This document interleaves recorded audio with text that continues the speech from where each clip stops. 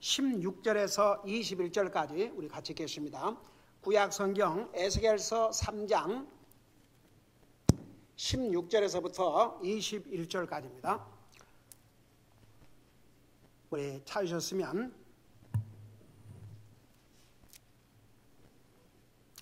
같이 한 목소리 읽겠습니다. 에스겔서 3장 16절부터입니다. 시작. 그 이레의 끝에 주의 말씀이 내게 임하니라. 이르시되 사람의 아들아, 내가 너를 이스라엘의 집에게 파수꾼으로 세웠나니 그러므로 내 입에서 나오는 말을 듣고 내가 주는 경고를 그들에게 줄지니라. 내가 사악한 자에게 말하기를 내가 반드시 죽으리라 할 때에 내가 그에게 경고를 주지 아니하거나 그 사악한 자에게 말로 경고하여 그의 사악한 길에서 떠나 그의 생명을 구원하게 하지 아니하면 그 사악한 자는 자기 불꽃 가운데서 죽으려니와 그의 피는 내가 내 손에서 요구하리라. 그런데 내가 그 사악한 자에게 경고를 주었으되 그가 자기의 사악한 행위와 자기의 사악한 길에서 떠나 돌이키지 아니하면 그는 자기 불법 가운데서 죽으려니와 너는 내 혼을 건졌느니라. 또한 의로운 자가 자기 의에서 돌이켜 불법을 행할 때는 내가 그 앞에 걸러 넘어지게 하는 것을 두리니 그가 죽으리라. 내가 그에게 경고를 주지 아니하였으므로 그는 자기 죄 가운데서 죽고 그가 행한 그의 의는 기억되니 아니하려니와 그의 피는 내가 내 손에서 요구하리라. 그럼에도 불구하고 내가 그 의로운 자에게 경고하여 그 의로운 자가 죄를 짓지 아니하게 하므로 그가 죄를 짓지 아니하면 그는 반드시 살리니 이는 그가 경고를 받았기 때문이라. 너도 내 혼을 건졌느니라. 아멘. 기도하겠습니다. 사랑의 아버지 하나님, 6월달 선교달을 맞이해서 오늘도 이 말씀을 통해서 도전받고 정말 우리가 왜 선교를 해야 되며 왜 다른 영혼들에게 복음을 전해야 되며 우리의 책임이 어떠한 것인 것을 이렇게 배울 수 있게 해주셔서 너무나 감사드립니다. 한 사람도 이 메시지가 나와 상관이 없는 사람이 없게 하여 주시옵시고 이 메시지는 구원받은 하나님의 자녀에게 직접적인 상관 있는 말씀인 것을 깨닫고 이 말씀으로 말미암아 우리가 더욱 전도에 힘쓰고 더욱 영혼 구령하는 일에 힘쓰는 우리가 되게 하여 주시옵소서. 말씀을 전할 이 종을 주의 성령님께서 도구로 사용하여 주시옵소서.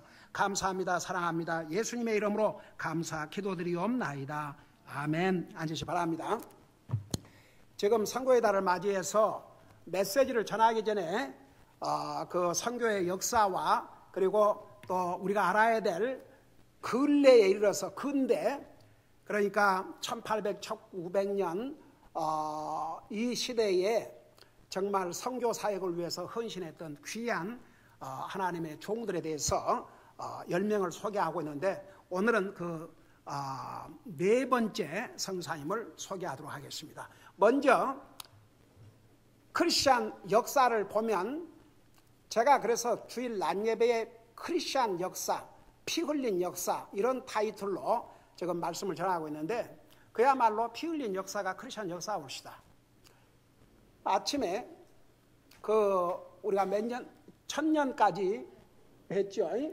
자, AD 1368년에 중국의 선교는 명나라가 세워지면서 그리스도교를 폐지함으로 선교는 더 이상 계속되지 못했습니다.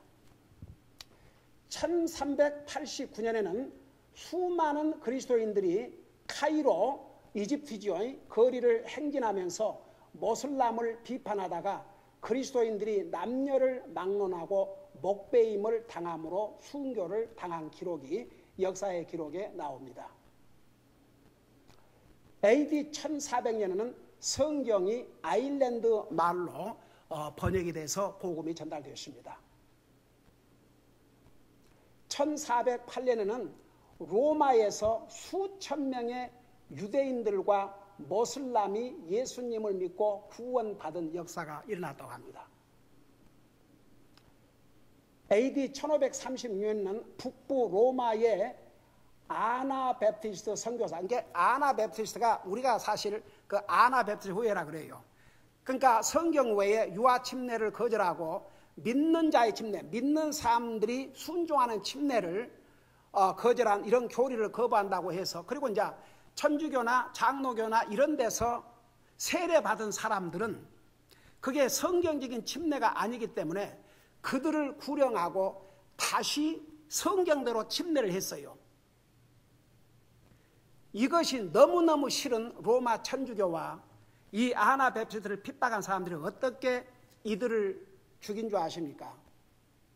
부모 앞에서 자식들을 물속에 수장을 해서 죽이고, 그 다음에 아내를 죽이고 남편을 물속에 이렇게 넣어가지고 수장해 죽였습니다. 이건 사람들이 하는 일이 아닙니다. 교회라는 이름으로 참된 그리스도인들을 무참하게 죽였는데, 그들이 이 성경대로 하는 하나님의 사람들을 아나베프사 불렀어요. 근데 아나베프 선교사인 한스 오베레커가 비엔나에서 나무에 매달려 불태워 죽임 당함으로 순교했습니다. 저기에 그때 그 사진이 찍혀서 있는지 이게 역사의 기록에 이렇게 나와 있습니다. 이때가 1503년이요. 그 다음에 AD 1543년에는 아나베프티스트는 메노로 시몬스가 네덜란드를 떠나 독일에서 복음을 전하고 독일에 이제 교회들을 세우기 시작한 역사가 나옵니다. AD 1549년에는 크리스천 선교사들이 일본으로 가서 큐슈 지역에 선교센터를 세우고 성공적인 복음화가 이루어졌고, 그 결과 10만 명에서 20만 명의 새로운 영혼들이 구원받고 그리스도인이 되었다는 기록이 나와 있습니다. AD 1550년에는 성경이 그때에 지난번에는 20개의 언어들로 번역됐는데, 자, 이때쯤 돼서는 성경이 28개의 언어들로 인쇄되었다고 합니다.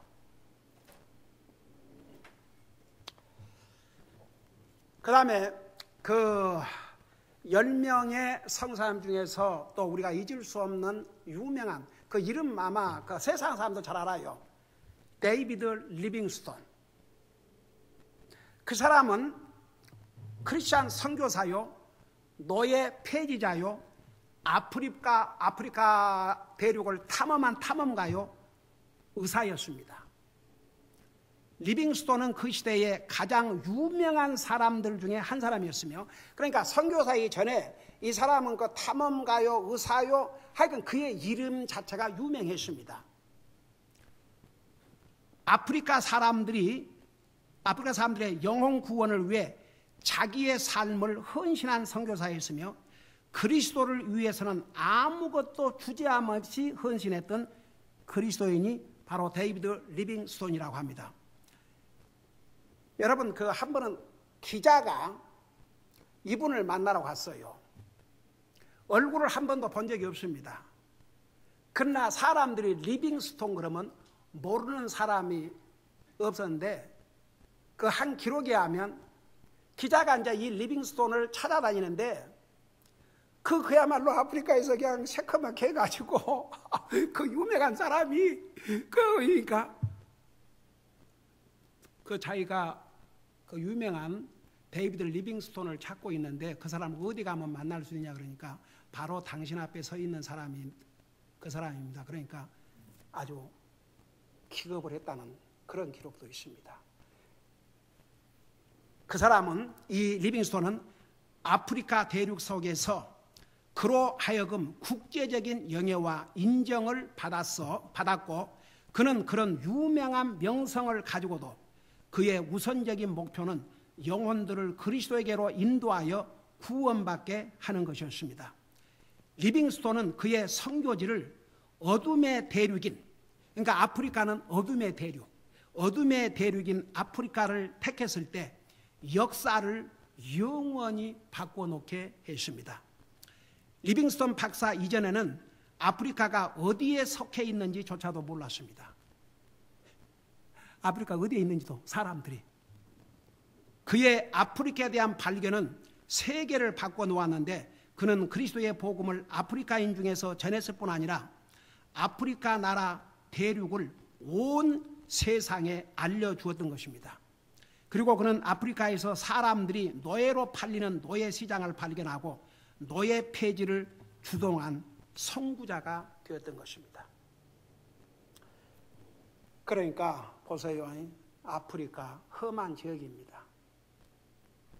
이런 유명한 사람, 세계의 명성을 다 버리고 의사고 탐험가고 이런 사람이 아프리카에 가서 그 복음을 전했기 때문에 아프리카가 세계에 알려지고 이분 때문에 많은 이제 그리스도인들이 눈을 뜨기 시작한 거예요. 하나님께서 땅까지로 내 증인이라고 하셨는데 이런 어둠의 대륙이 있었구나.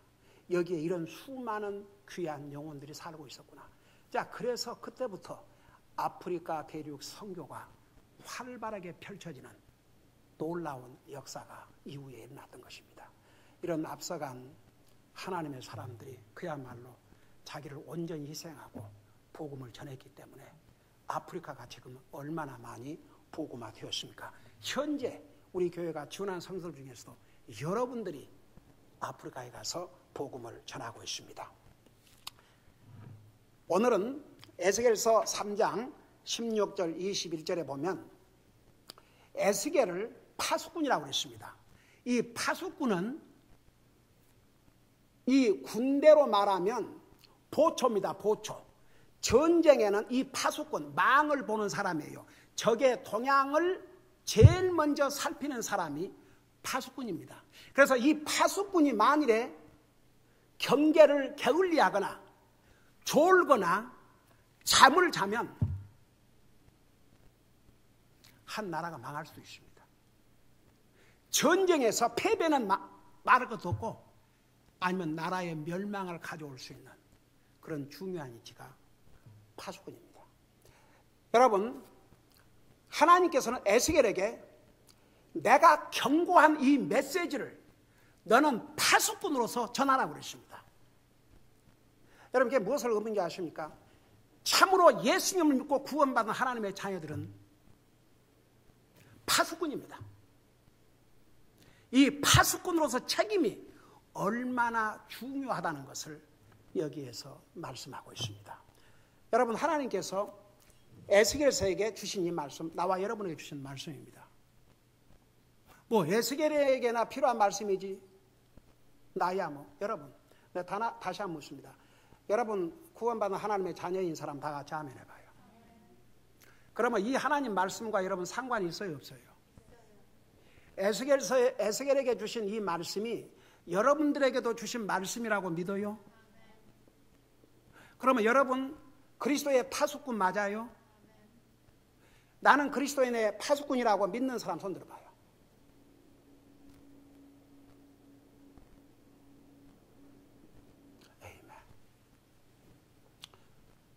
여러분이 그리스도인이라면 주님께서 우리를 파수꾼이라고 한 것입니다. 그러니까 파수꾼으로서의 그 책임이 얼마나 중요하다는 것을 말씀하고 있는데 두 대상을 얘기하고 있어요. 악인에게 그리고 의인에게 그랬어요. 그러면 악인은 누구냐? 여러분, 성경에서 악인은요 무슨 사람을 죽이고 도적질하고 강도질해야 악인이 아니고 하나님을 안 믿는 사람은 악인입니다. 일단 여러분, 우리도 예수님의 피로 씻음 받고 하나님께서 우리를 의롭다 하심을 얻기 전에는 우리도 악인들이었어요. 악인들이 다른 게 아닙니다. 하나님 안 믿는 사람이 악인들입니다. 그 악인들에게 무슨 경고를 하나님 하셨냐면 이렇게 하셨어요. 17절 보세요.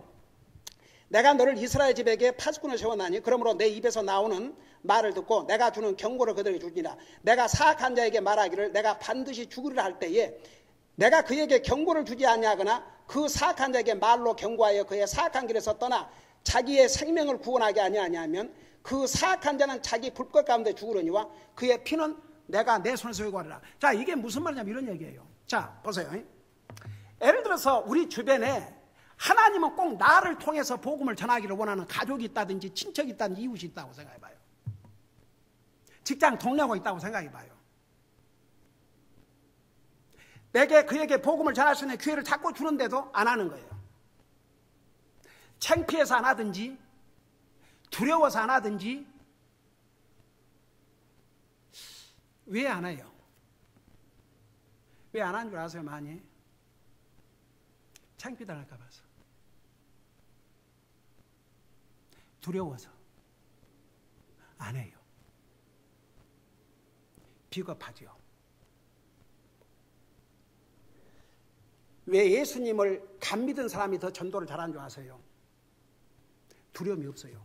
자기가 구원받고 기쁨을 얻고 나니까 두려움이 없어요. 부끄럽고 그런 것도 없어요. 아직도 자기는 그 황홀감에 빠져 있어가지고. 그래서 각 구원받은 사람이 더 전도를 잘해요. 근데 어느 정도 세월이 지나면 다 입이 무거워지고 관심 없어요. 이게 얼마나 무서운 영적인 병인 줄 아십니까? 에스겔에게 하나님이 주신 경고를 가서 전해라. 너가 끝까지 주님 믿지 않냐고 이렇게 사악한 삶을 살면 너는 죽는다. 그 경고를 전해서 그를 구령하지 아니하면 그는 당연히 그 죄 가운데 죽어 이제 멸망하지만 그 책임을 내 손에서 요구하겠다. 그 책임이 어떤 책임인가? 보십시다. 그 다음에는 이제 그거 나중에 결론적으로 얘기할 테니까. 그 다음에 의인에게도 경고를 하라 했어요. 의인에게. 그건 하나님 믿는 사람도 경고가 필요하다는 얘기 아니에요. 아니, 요즘 봐요. 이게 하나님 말씀이에요. 하나님 믿는 사람들도 하나님의 경고가 필요해요, 안 해요? 이 말씀에 의하면 필요하지요. 보세요. 그런데 내가 29절에 그 사악한 자에게 경고를 주었을 때 그가 자기의 사악한 행위와 자기의 사악한 길에서 떠나 돌이키지 아니하면 그는 자기 불과에 죽으려니와 너는 내 혼을 건졌느니라. 그러니까 다 했는데 안 받으리면 너는 네 책임을 졌으니까 너에게는 어떤 책임도 요구하지 않겠다. 그러고 나서 2절을 봤어요. 또 의로운 자가 자기 의에서 돌이켜 불법을 행할 때에 내가 그 앞에 걸려 넘어지게 하는 것을 두리니 그가 죽으리라. 이게 하나님이 주신 경고예요. 그 경고를 얘기를 해줘야 돼요. 내가 그에게 경고를 주지 아니하였으므로 그는 자기 죄 가운데서 죽고 그가 행한 그의 의는 기억되지 아니하려니와 그의 피는 내가 내 손에서 요구하리라. 여러분 보세요. 아무리 하나님을 믿고 구원받은 하나님의 자녀라 할지라도 하나님의 자녀로서의 삶을 살지 않는다. 여기에 뭐 불법을 행한다는 게 다른 게 아니에요. 그리스도인으로서 해야 될 일을 하지 않고 완전히 하나님의 자녀로서의 삶을 망가하고 살고 있다. 경고를 해주라 이겁니다. 저는요, 개인적인 경고를 왜 안 한 줄 아세요?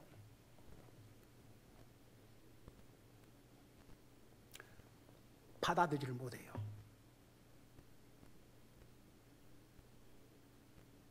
나는 진짜 오 주여, 그 경고를 듣고 받아들일 영혼 같으면 밤이라도 낮이라도 10번이라도 찾아가세요. 근데 제가 많은 세월 35년을 목회하면서 나는 정말로 저 사람이 내 자식, 내 가족이라면 내가 어떻게 할 것인가, 그런 심정으로 정말 사랑으로 그 영혼을 불쌍히 여기는 마음으로 진실로 내 심장을 다해서 권면하고 책망해 봤어요.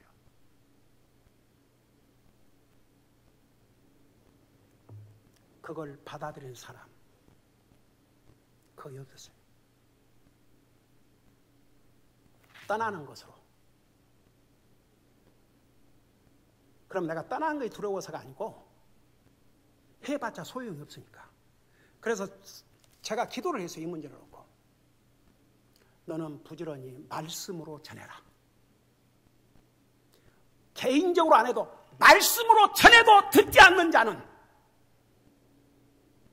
네 책임 면한다. 말씀을 전해줘도 듣지 않는 자는 소망 없다. 들을 자에게 가서 전하도록. 그래서 저는 이 강대상에서 하나님의 진리의 말씀을 전합니다. 여러분들이 의인이라고 하면서 의인의 삶을 살지 않는다면 이 말씀 드려야 됩니다. 이 말씀이 여러분이 소홀히 할 수 있는, 무시할 수 있는, 별로 관심을 가질 필요가 없는 말씀을 생각하십니까? 이 말씀이 여러분들이 그렇게 중요하고 심각하지 않습니까? 그러면 여러분은 주님과의 관계를 의심해 봐야 됩니다. 여기 분명히 의인에게 경고하라고 그랬습니다. 그래서 그 의인에게 경고를 주지 아니하였으므로 그는 자기의 죄 가운데 죽고 그가 행한 의인은 기억되지 아니하리라. 그의 피는 내 손에서 요구하리라. 그래서 저는 이 부분 때문에 사실 개인적으로 경고를 많이 했습니다. 들어 먹어야죠. 들어 먹어야 경고를 하든지 말든지 하죠. 그런데 이런 하나님의 말씀을 전함으로써 경고하는 것보다 더 효과적이고 강한 방법이 없습니다. 그런데 이렇게 하나님의 말씀을 통해서 분명히 경고를 선포했음에도 듣지 않으면 100% 본인의 책임입니다. 저는 다시 한번 전합니다. 그동안 수많은 말씀을 통해서 성경은 의인이 어떤 삶을 살아야 될지 분명히 말씀하고 있습니다. 그 피로 구속받은 하나님의 자녀들의 삶은 주님을 예배하고 섬기는 게 우리 삶의 우선순위가 된다는 거 수없이 전했습니다. 특별히 히브리서 수요일날 강의를 하면서 성경은 하나님의 사람들이 어떤 자세로 주님을 섬겨야 될지를 분명히 말씀하고 있습니다. 하나님을 두려움과 떨림으로 하나님이 받으실 만한 그런 섬김을 하고 살으라고 분명히 성경은 말씀하고 있습니다. 저는 이 경고의 말씀을 전합니다. 구원받은 하나님의 자녀, 그리스도의 피로 구속받은 하나님의 백성들이라면 정말 그 피로 구속받은 하나님의 자녀답게 주님을 헌신하고 살아야 됩니다. 여기에 의인이라도 경고를 주지 아니하면 그는 자기 죄감을 죽고 그가 행한 의는 기억되지 않는다고 그랬습니다. 근데 21절에 그럼에도 불구하고 내가 그 의로운 자에게 경고하여 그 의로운 자가 죄를 짓지 아니하게 하므로 그가 죄를 짓지 아니하면 그는 반드시 살리니 이는 그가 경고를 받았기 때문이라. 너도 내 혼을 건졌느니라. 여러분, 목사의 소원이 뭔지 아십니까? 하나님의 말씀을 듣고 구원받지 못한 자가 진짜 주님의 영접 구원받고 믿음으로 살다가 영광의 하늘나라 가는 게 소원이고, 그 다음에 구원받은 하나님의 자녀라 할지라도 사탄의 시험과 나의 옛사람으로 말미암아 하나님의 자녀로서 삶을 살지 못할 때에 이런 메시지가 절대로 필요합니다. 이 메시지를 듣고도 아무런 감각이 없다. 이 메시지를 듣고도 전혀 자기의 삶을 조사할 필요를 느끼지 않는다. 이런 메시지를 듣고도 자기의 생각과 자기의 행동과 자기의 마음과 자기의 태도를 전혀 상관하지 않는다 그러면 이게 무슨 하나님의 사람입니까? 여러분, 그리스도의 영이 있는 사람은요, 자기가 의인으로서 삶을 살지 못하고 잘못하면 깨닫게 되어 있습니다. 그리고 하나님의 말씀을 통해서 반드시 알게 됩니다. 그래서 자기 생각과 마음과 태도를 바꾸게 되어 있습니다. 여러분, 그리스도 영을 모시고 사는 사람이 얼마를 어게인스트하고 할 수 있겠습니까? 우선 그 마음의 평안과 기쁨도 없고 이게 사는 것이 아니게 되죠. 진짜 그리스도인은, 여러분, 왜 의인에게도 경고가 필요한지 아십니까? 그래서 그래요. 그래서 에스겔에게 악인에게만 경고하지 말고 의인에게도 경고를 해라. 의인이 의인으로서 삶을 살지 못할 때 경고해라. 그래 않으면 내가 너에게 책임을 묻겠다 그랬어요. 그래서 여러분 이 자리가 어떤 자리인 줄 아십니까? 여기서 무슨 농담이나 하고 만담이나 하고 사람들 웃기는 장소가 아닙니다. 하나님의 진리의 말씀으로 경고를 해줘야 됩니다. 안 믿는 사람에게는 회개하고 믿도록, 하나님의 자녀라고 하면서 의로운 자의 삶을 살지 못할 때에 그것을 책망하고 하나님이신 경고를, 그러잖아요. 그렇게 살면 이제 그 안에 했던 의로움도 기억하지 않냐고 그는 죽는다 그랬잖아요. 그걸 경고해 주라 이겁니다. 그래서 그 사람이 그 경고를 의인이 받아들이면 산다고 그랬어요. 우선 거기는 두 가지 의미가 있습니다. 영적으로 죽은 자와 같은 삶을 살다가 영적으로 다시 이제 회복하지요. 영적으로 회복하고 그러게 되면 자 그리스도의 삶을 살게 되죠. 여러분 한 가지는 우리 모두가 아무리 구원받아 하나님의 자녀라도 죄의 속성과 사탄의 시험과 우리 육신의 연약함 때문에 우리가 때로는 하나님의 자녀로서 삶을 살지 못할 때도 있어요. 근데 한 가지 뭐가 다른 줄 아세요? 그 속에 그리스도의 영을 모시고 사는 하나님의 자녀는 금방 알아요. 내가 이러면 안 되지. 어느 순간인가 깨닫게 돼 있어요. 하나님의 말씀을 듣는 중에, 기도하는 중에, 말씀을 읽는 중에 깨닫게 돼 있어요. 그래서 반드시 자기를 바꿔나가게 합니다. 여러분, 우리는 파수꾼으로서의 책임이 있습니다. 이 에스겔서에게 내가 파수꾼으로서 그 책임을 지지 아니하면 그 핏값을 내 손에서 요구하겠다. 그게 무슨 일인 줄 아세요? 가령 예를 들어서 보세요. 그 휴거라는 그 영화에, 그러니까 크리스천 선교회에서 그 휴거라는 그 성경을 근거로 해서 만든 영화를 가지고 정말 그걸 통해서 얼마나 많은 사람들이 주님 앞으로 돌아온 역사가 있었는지 몰라요. 근데 거기에 그 목사가 있었죠. 그 목사, 교회도 크고 사람도 많고 그런데 이 사람은 복음을 전하지 않았어요. 근데 한 번은 그 교회에 복음을 전하는 그 교회에 이제 무슨 집회가 있었는데 그분을 초청을 했는데 설마 그런 메시지를 전할 줄은 모르고 초청을 했던 모양이죠. 근데 그분이 와서 경고의 메시지를 전하는 것이죠.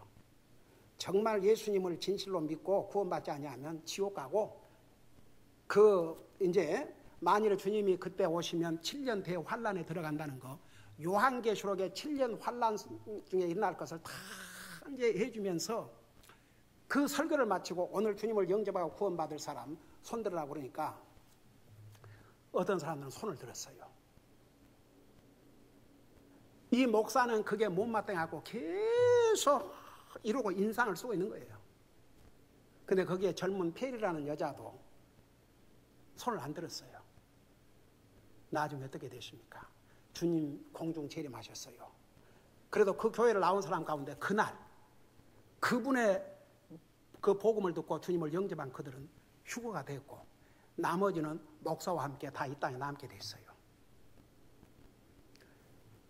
이제 7년 환란 중간이 되니까 모든 교회 문을 다 닫고 이 양반은 목사였지만 이제 들림받지 못하고 그 교회를 가봤어요.